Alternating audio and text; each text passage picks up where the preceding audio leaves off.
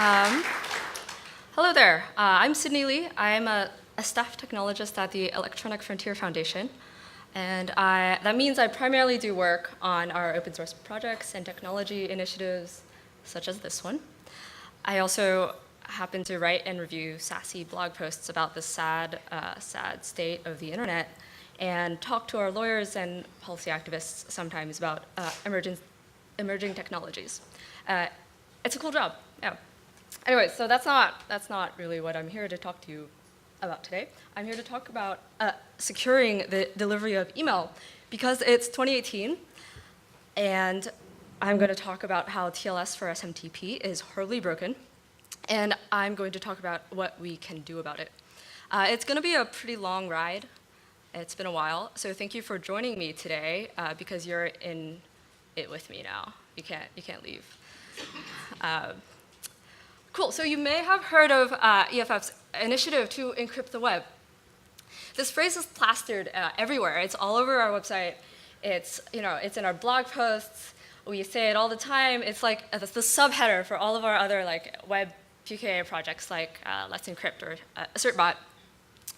And I'm going to be kind of nitpicky here. I'm not a huge fan of this phrase.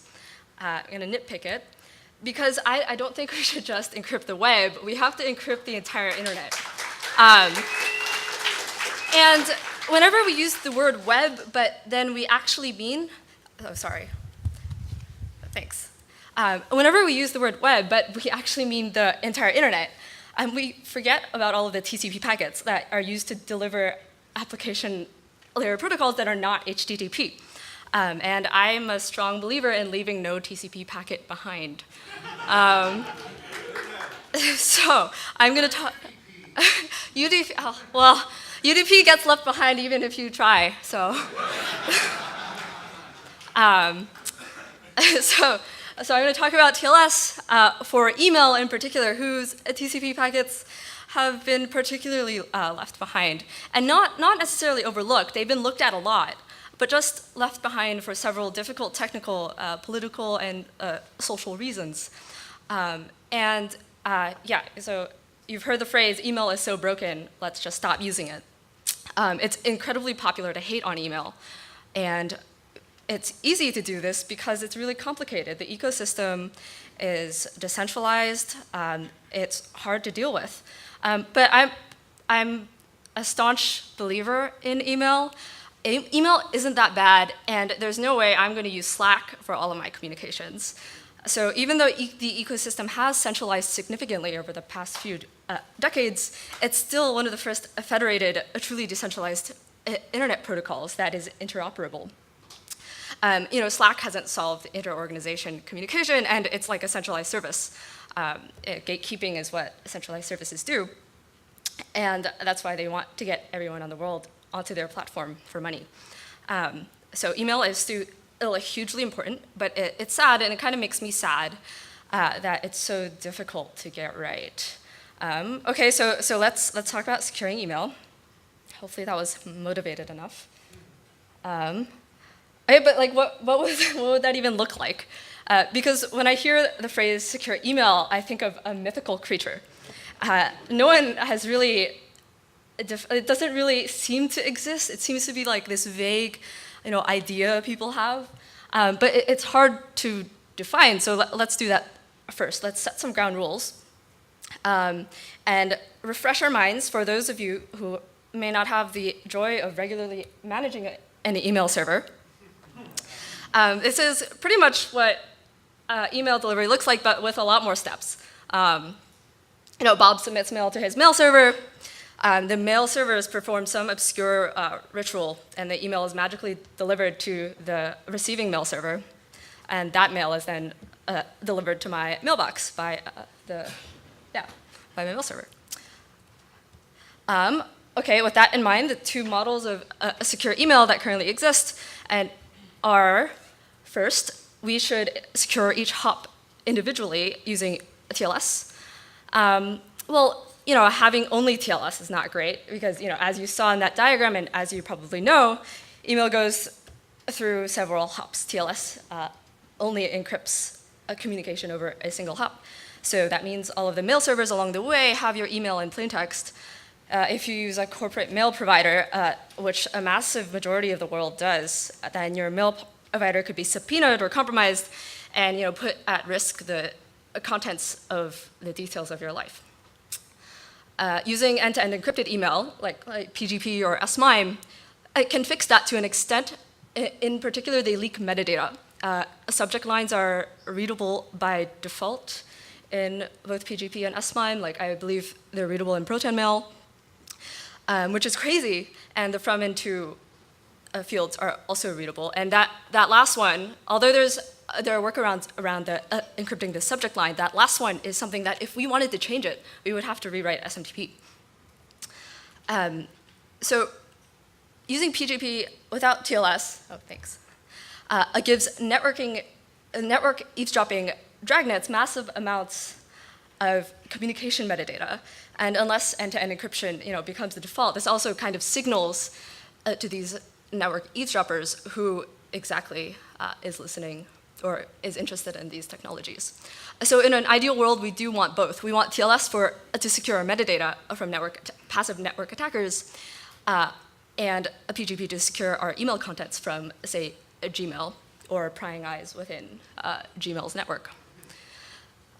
So in this talk, we're just going to focus on TLS PGP, and the entire end-to-end encrypted email ecosystem has its own challenges and problems with regard to adoption and usability. Daniel Kahn Gilmore gave a great talk this morning about AutoCrypt, which is a project to make end-to-end encryption universal, and I highly recommend checking out that project. Okay, back to TLS for email. To be a little bit pedantic, we're going to focus on hop 2 here. It's the most problematic for many reasons, and this will become imminently more clear if you're not familiar with email. The other two, where Bob submits email and email is delivered to my mailbox, are relatively easier since the email user typically has some sort of trusted relationship with the email provider.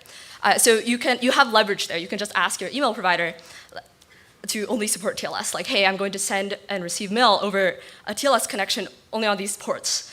Users have a way to know whether their mail server supports TLS there.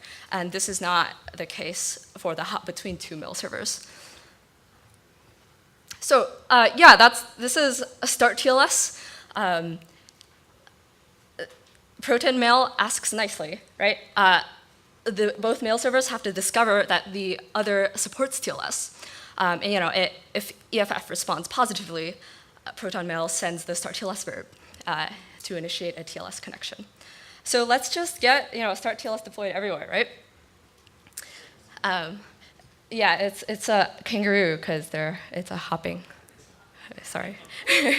Anyways, I'm a fan of that animal.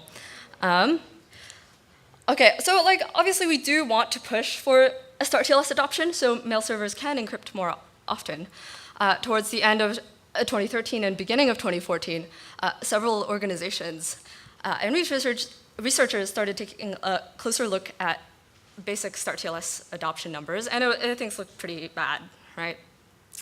This graph is from Google's transparency report, which looks at the percentage of outbound emails, or maybe inbound, delivered via Gmail or to Gmail over TLS. Researchers reported similar figures. It looked pretty bad.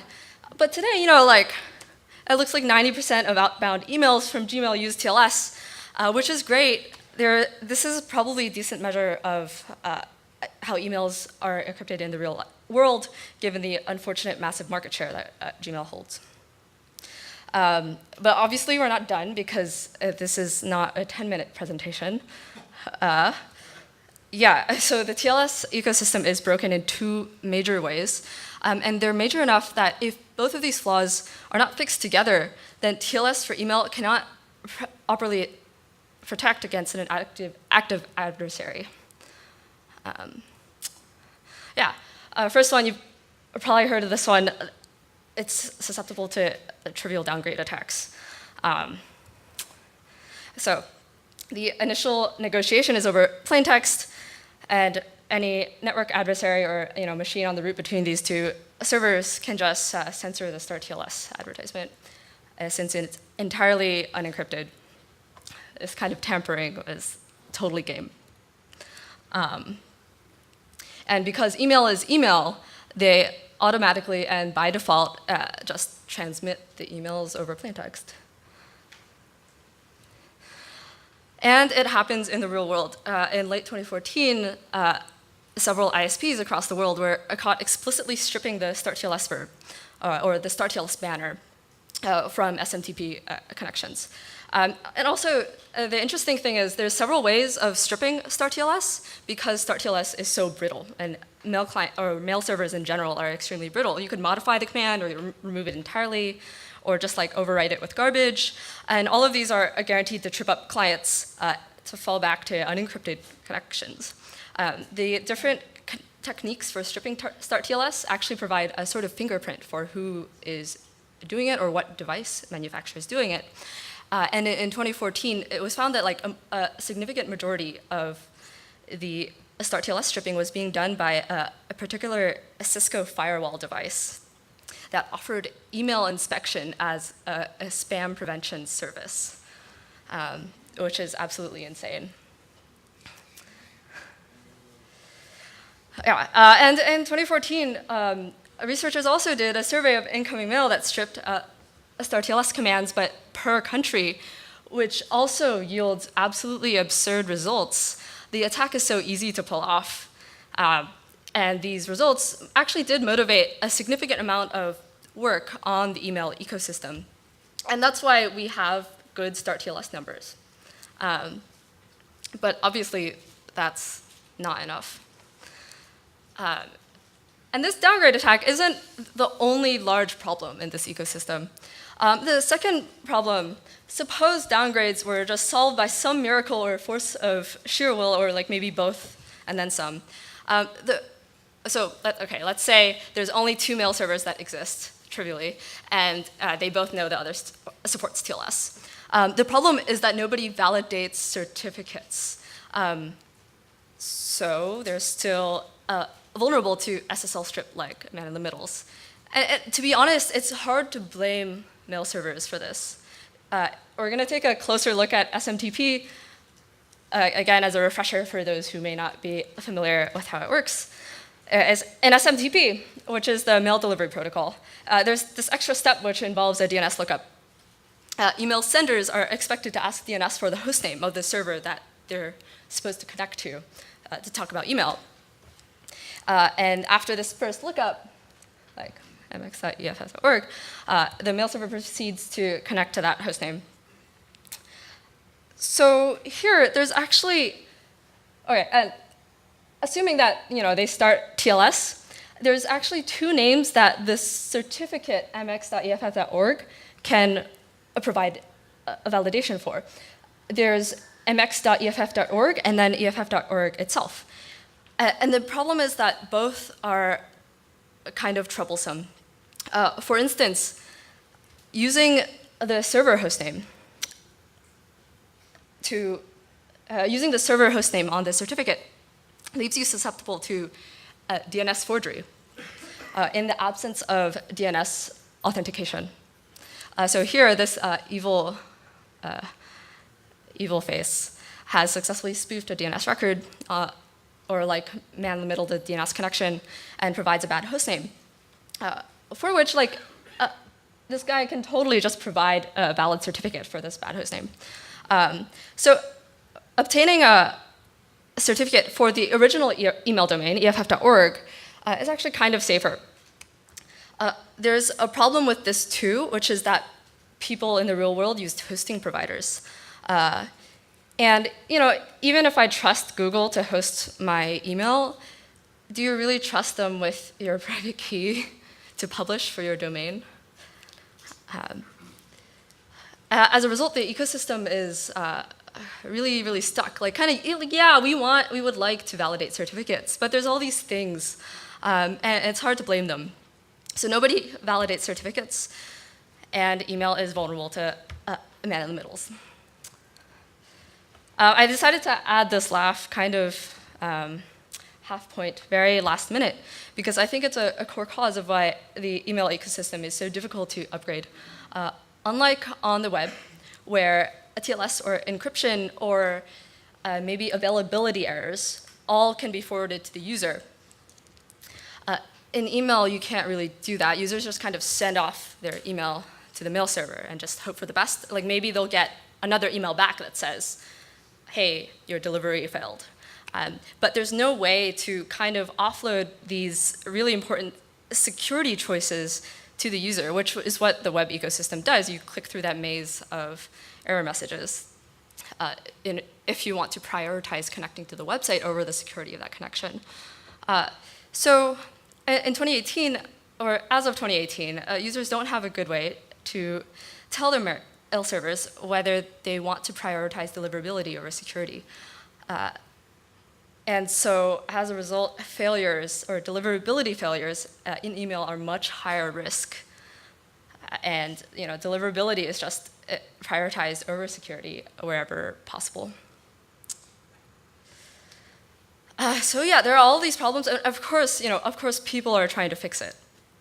People have been trying to fix these problems for a really long time, but why aren't they fixed yet? What are people trying? And I really like this XKCD comic, because it's kind of like the state in email. There's a lot of different solutions, or just a couple, but each one has different threat models that solve slightly different problems, and each have slightly different ecosystem assumptions. And that just is the state of the ecosystem right now, although I hope it will converge soon, maybe, if people stop arguing. But that doesn't happen on the internet, so. Yeah, exactly. Yeah, so let's take a look at the things we want when we're looking at these standards. So these two problems, right? Can we determine whether the recipient supports TLS, or how do we validate the certificate of the recipient?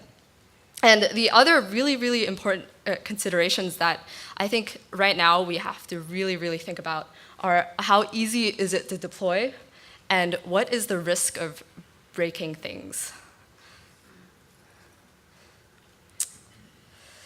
Are you guys familiar with DNSSEC? All right, yeah, I saw there was like a half-hearted grumble. Yeah, so DNSSEC is a protocol for DNS to publish authenticated records. For the DNS records for any given domain name, DNSSEC is basically a way to publish signatures for these sets of records, along with, of course, the key that is used to sign that record. So the reg key generates that check mark up there. That's the signature. Anyways, the authenticity of each domain to key binding is then vouched for by the domain's parent zone with yet another signature. And it doesn't go all the way, it's not turtles all the way down. It stops at the DNS root zone with their root key, which is signed by one of the DNS root authorities, where they perform these public key signing ceremonies that probably involve some amount of occult worship and animal sacrifice. I've never participated in one, so I don't know. It's basically an alternate way to establish a chain of trust, right? Similar to how CAs work, except instead of there being a bajillion unaccountable CAs, the trust is bootstrapped onto the domain registrar hierarchy, since we already kind of trust them to issue names anyway. Anyways, you may have also heard of DANE, D-A-N-E. It's a protocol for domain owners to basically publish and sign their TLS public keys, so when they make a TLS connection, the other party can validate that key over DNSSEC. As a mail server, we could use DANE to publish the TLS key that a client should expect when making a connection to us. And since DNSSEC also provides a protocol to approve the non-existence of records, which is kind of complicated and I won't get into here, the presence of a DANE record indicates support for TLS. The problem here is that DANE deployment is entirely dependent on a DNSSEC adoption. So this is a graph from 2014, 2016 of the percentage of DNS clients that exclusively deploy or like validate DNSSEC correctly. It seems that a high number of these actually, or a higher number of clients actually do request DNSSEC credentials, but a much lower percentage actually validate them. It's been hovering between like 10 and 15% for the past 5 years. And it's actually gone down since then. And for various reasons, DNSSEC has had a lot of trouble getting deployed over the years. It's very political, it seems. First of all, it's a really old proposal, and the initial drafts didn't have as strong a security over the years. And similarly, unlike TLS, where you kind of just have to get your certificate signed by a public CA that pops up randomly, for DNSSEC, it's a top-down adoption, right? You can only sign, or you can only publish DNSSEC records if your zone parent or parent zone has done so already. And again, also the momentum behind DNSSEC has stagnated somewhat since browsers decided to focus on providing authenticated encryption for the web over the CA authenticated ecosystem. And for people who trust the CA hierarchy and DNSSEC hierarchy equally, that's a different argument that I don't really want to get into. Email security is really the golden use case for DANE. It's been around for a long time, and we didn't have a different way to secure it for that period of time. So in the face of low adoption rates, some folks over at IETF have been finishing up a new protocol. MTA STS is the name of it. If you've heard of HSTS for the web, it tries to do a similar thing for mail servers, but with more steps. It's more complicated. The way MTA STS works is that the mail server hosts this HTTPS file that describes their TLS policy, so it has in it the host names that you should validate the certificate against. And it also has this expiry time, similar to HSTS, where publishing a policy is publishing a commitment to retain that policy for a certain amount of time. Unlike HSTS, however, this protocol relies on DNS to discover the policy in the first place for various reasons. And this is very complex, right? Suddenly it brings in all of these other protocols, primarily HTTPS. And the reason for this is that the primary driving force behind this draft is that incremental adoption should be easy and not necessarily depend directly on DNSSEC in order to realize the security gains. And this provides that, right? Like hosting a file over port 443 is relatively easy now, or has become easier over the years. And hosting a TXT, well, you're already hosting MX records. Both of these, or this builds off of existing protocols that work really well, and you don't need to define like an extension to SMTP to deploy it.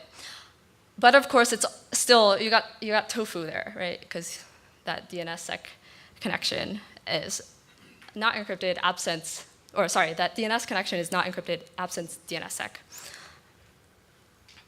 And so to fix that, we're doing a really simple and hacky thing to remove the tofus. We're starting to host basically just a static policy list file. It's literally just a giant JSON blob that we expect people to cache aggressively, but still check for updates regularly. So you can submit and pull policy information of all the mail servers who opt in to this list. And if you're familiar with the web, browsers everywhere still ship lists, giant lists of websites that support HSTS or support HTTPS, and these are called HSTS preload lists. It's also a similar hacky thing. The idea is pretty much the same, but since the client ecosystem on email is much more decentralized, like we don't have just 3 MTAs like we do with browsers, then the web, there's some extra work on our part. We have to write tooling that works well for generating usable MTA configuration files from this list.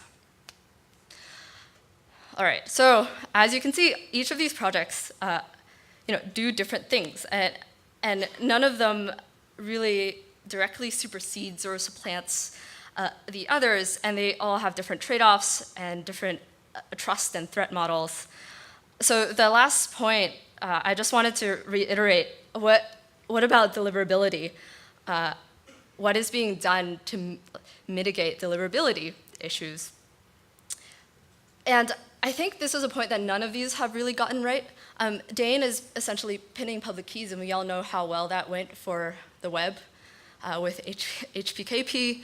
MTA-STS is like HSTS, but even more brittle because it includes information about how to validate the certificate, like what host names to validate against. HSTS on the web broke things all the time still also. And both of these are made more dramatic by the fact that migrating hosting providers is something that people do. And it changes your policy. Though it happens infrequently, we don't necessarily want people to be locked in to a single mail provider while they wait for like something to expire. So what we need for all of these are integrations with existing monitoring tools, like a way to report failures to email administrators. And so one draft that I'm a huge fan of is TLS RPT, which is being developed in parallel with MTA-STS. It's trying to do exactly this. It specifies a format for aggregating reports of TLS failures. It's not a particularly sexy RFC. It's dead simple, but something like this is sorely needed in the ecosystem, and I'm really excited to see it happen. Yeah, so what can we all do to dig ourselves out of this hole? I'm going to, we should all keep following MTA-STS and a TLS RPT, a TLS report in particular, since if people are too scared to break things, if that barrier is too high, then nobody is going to upgrade their mail servers. And a significant amount of development work is needed. There's lots of different MTA software out there, and both of these IETF drafts are in last call. So we're going to need to start implementing things soon. And of course, deploy and test these out on your own mail server. With a TLS report in particular, you can do this without necessarily breaking things and just kind of test it out and see if you get any reports without having the other party necessarily strictly enforce these policies. And then once you're confident that nothing is severely broken, you can flip the switch and actually have the other parties start enforcing these policies. And as for the policy file that we're hosting, queue your domain for addition. Some of my colleagues have worked on this awesome site that you can use to queue your domain to be added to this list. Unfortunately, I've got a massive backlog, actually, of mail domains to work through since so many people signed up when we released the website. The policy file release and validation process is still largely manual, and I'm working to automate that right now and get through that queue. And we need your help too. As I mentioned earlier, unlike the web, where there's 3 web browsers, the email world is happily littered with this beautiful diversity of mail server software. We need easy ways to generate configuration files for these MTAs. And maybe once we've got some traction in this area, we can start lobbying for a native MTA support. And of course, test out the code on your own servers, report bugs. Yeah, happy hacking, I guess.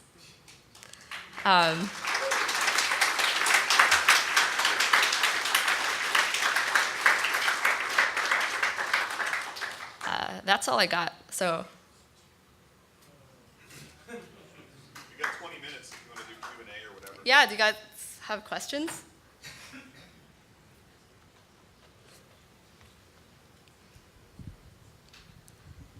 Thanks for your talk. Yeah. Have you heard of significantly more hacky Onion MX by chance? Oh, what is it called? Onion MX? Oh, yeah. Yeah, that's also a really cool project. What are your thoughts on it? I haven't looked too much into it, but it's definitely something that we've wanted to take a look at and make sure that the policy list can integrate with it potentially in some way. But yeah, thanks for the shout out.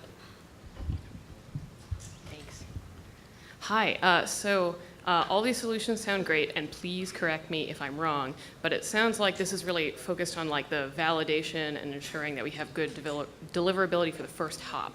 But like, suppose that first hop goes great. Well, what happens if like after that there is another hop that like we can't ensure security of? Because like, I guess technically like we could potentially, without all these extra specs, ensure that we have like good TLS by, for example, like if I was on my own mail server, I could set like, validation of TLS strongly, and I can also like set secured if I don't care about like requiring TLS if I don't care about deliverability.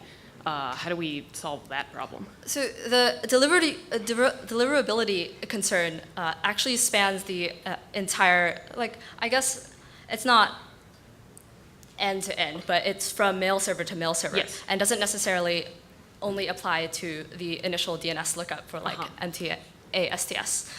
So a TLS report aggregates all sorts of different errors, including DNS misconfigurations, like your TLS versions are out of date somehow, or even your host names are somehow wrong, and I couldn't connect to any of them. Cool. So potentially, if there were many hops, like that could sort of like, if there was some issue at some point with TLS, that could like taint the email and send that report back to me saying that there's a deliverability transport problem. Yeah. So the idea is, in order to achieve some sort of incremental rollout, we can have like a testing mode for our policy, for instance. So like I'm in testing mode. People are trying to connect to me. And if they end up falling back to plain text, send a report over this other channel. That may be unencrypted, but it doesn't really matter that much because it's more about getting all of the testing worked out. Okay. Yeah. What if that was like a malicious actor, for example, so they wouldn't be sending me this report? Right. So that's not the threat model necessarily. Like obviously, like if it's unsecured, you could get a bunch of bogus reports, but then you can go check your configuration file and say like, oh, yeah, that's not actually a problem. So the model for that is just let's make sure everything works correctly, and then let's start securing that connection. Great. Thank you so much, and awesome talk. Yeah, thanks. Hi. 2 users. One, single individual, your grandparent, whomever, who wants an email address somewhere. Second user, an organization such as, for example, the University of North Carolina, maybe many users, own domain name, doesn't want to spend the time or resources managing its own email server. Both want somebody else to take care of all this for them. Who should they contract with?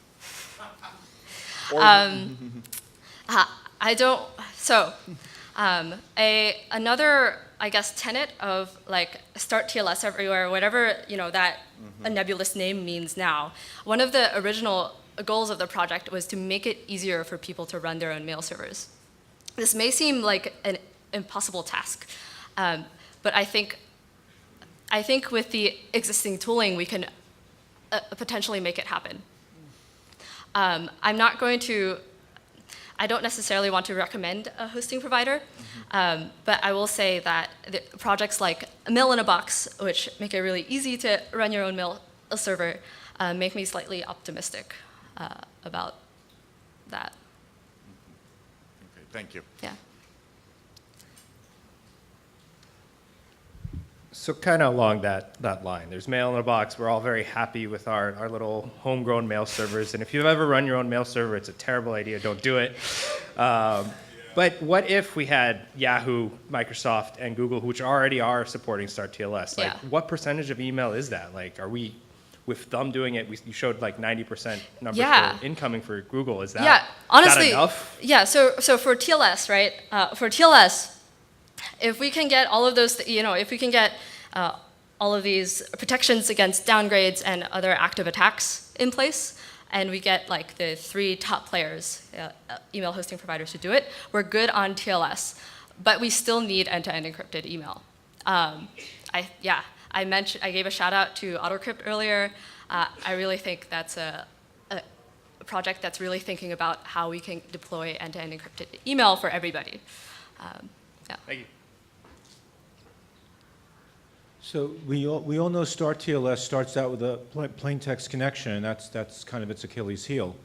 But what about connecting via SSL Wrapped SMTP? I think there's even a port reserved for that. Yeah, so we gave some thought about this actually when we were starting out the project. I think, so this goes down to the ease of deployment bullet point.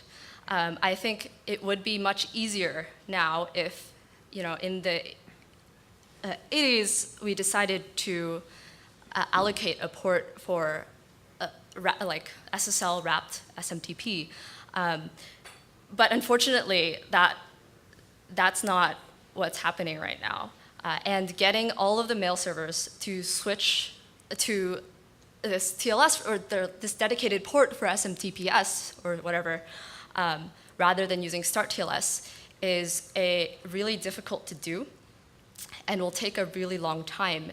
And we still won't have solved this signaling problem of, oh, do I know that person supports TLS or not? This is like for HTTP and HTTPS, we still have HSTS preload lists to solve this initial TLS discovery issue. You would have to do the same thing with preload lists. Right, we would have to do the same thing. Add a channel.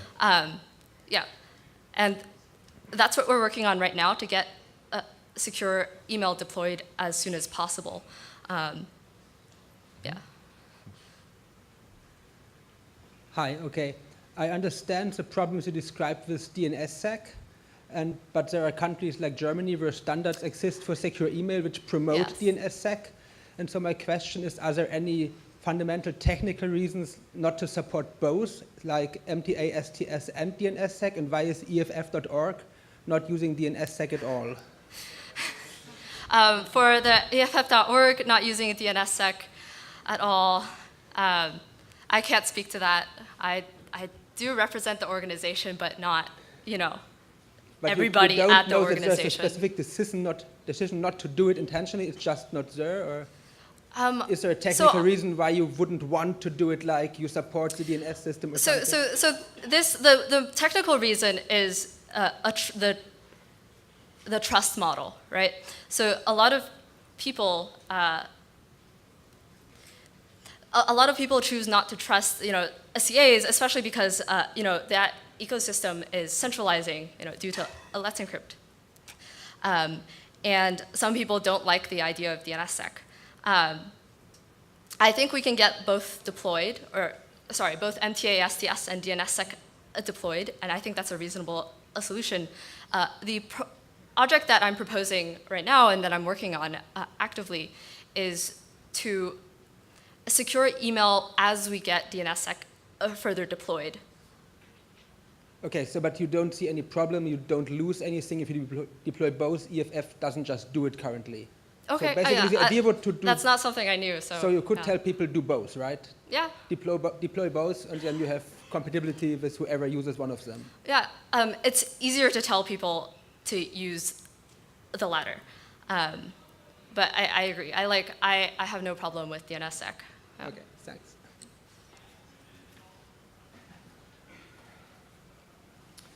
It's been probably a couple decades since I've been deep into SMTP implementations.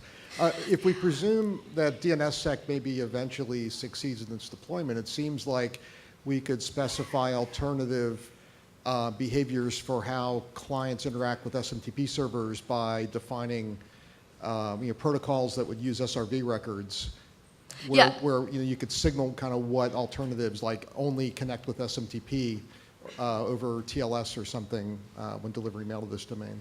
Yeah, I mean, once you solve this kind of, so the root of trust problem is not solved for email, is basically kind of what I'm getting at. And once you've solved that, you could possibly do a lot of other cool upgrades and cool fancy things with the protocols.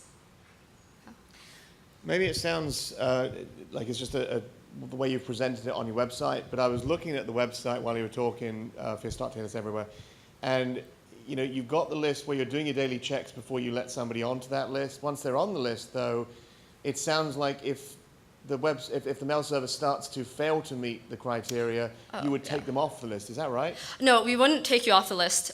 We explicitly specify that you should have a contact email where you can Okay, but you're not receive gonna urgent drop it requests. off without. No, okay. no, absolutely not. Okay, thanks. That's a very dangerous game. Yeah. Hi, just wanted to ask if there's much agenda to, I guess, have the enforcement on the mail clients and the mail infrastructure. I guess the precedence there is how the browsers, Microsoft, Apple, Mozilla, Chrome, enforce the cipher protocols that you use and the root stores that you trust. Yeah, so by mail clients, do you mean MTA server, MTA clients, or do you mean like Combination of Thunderbird? that and the actual email client themselves, because it could be done on both. The problem with doing it on both is that that would require a change to the SMTP protocol. So once you send off your email, it's kind of just gone forever. And the MTAs are the ones who actually perform the protocol. I don't think you could enforce. So there is a draft on the IETF for a required TLS header, I think, which allows the mail clients to put a header that indicates that the user expects this to be delivered over TLS, and if it doesn't do that, just not to send it entirely. So this allows clients to prioritize security over deliverability, but this requires protocol changes, right? And it's a large protocol upgrade. So your mail server and the other mail server have to both support it as well. Yeah, and I guess with the MTA, rather than, I guess, just considering the fact don't allow renegotiation of the protocols to begin with, in the same sense that the CA and the CA-MB board, certificate authority and browser boards do that already, in the same sense that the MTAs could do that too. Just wondering if that is something that's being pushed as well. What do you mean by renegotiation? As in like a negotiation of fail down to insecure, just don't accept the connection if both parties don't agree on the same connection? Yeah, you would have to forward that information in that hop diagram. You have to forward all of that information in hop 1, and the MTA has to support that. And then when they make the connection, they have to be able to enforce that rule that you've defined. Yeah, I get it. Yeah. Okay.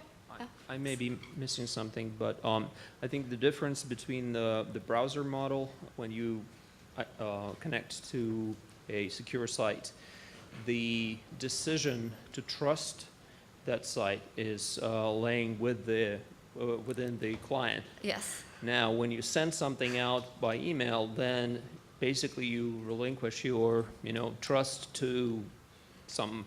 Yeah, exactly. You've basically So- delegated your trust to the mail to server. something, right? Yeah. Do you provision anything to kind of control that trust when you send a message like, hey, these are the, I don't know, hashes of certificate authorities that I recognize, and if I see something else, then I don't want that message to go through. So now you're kind of getting into end-to-end encryption, where a client expresses like, hey, these are like my public keys, and I. No. Let's just say you said that the header in the message may have, hey, these are the hashes of CAs, the root CAs that I recognize, and I see, yeah. if I message along the way meets some strange certificate authority, I don't want that to be part of the chain. So like MTA SDS, for instance, like one of the alternatives that was proposed is to have some sort of in-channel policy negotiation. And the reason they decided to go with relying on this out-of-band HTTPS call rather than an in-band negotiation is, again, because of ease of deployment. If you had the policy negotiation, you would need all the mail servers to upgrade at once. Yeah. Okay, thank you. Do you know how big the JSON file is currently, and is there a problem with it getting to be too big? Yeah, so right now it's very small. As I said before, I have a very large backlog of domains to add, but eventually we'll publish signed diffs for the JSON file, and then you can also verify the result with the offline, like more secure offline signature if you so wish. Yeah. So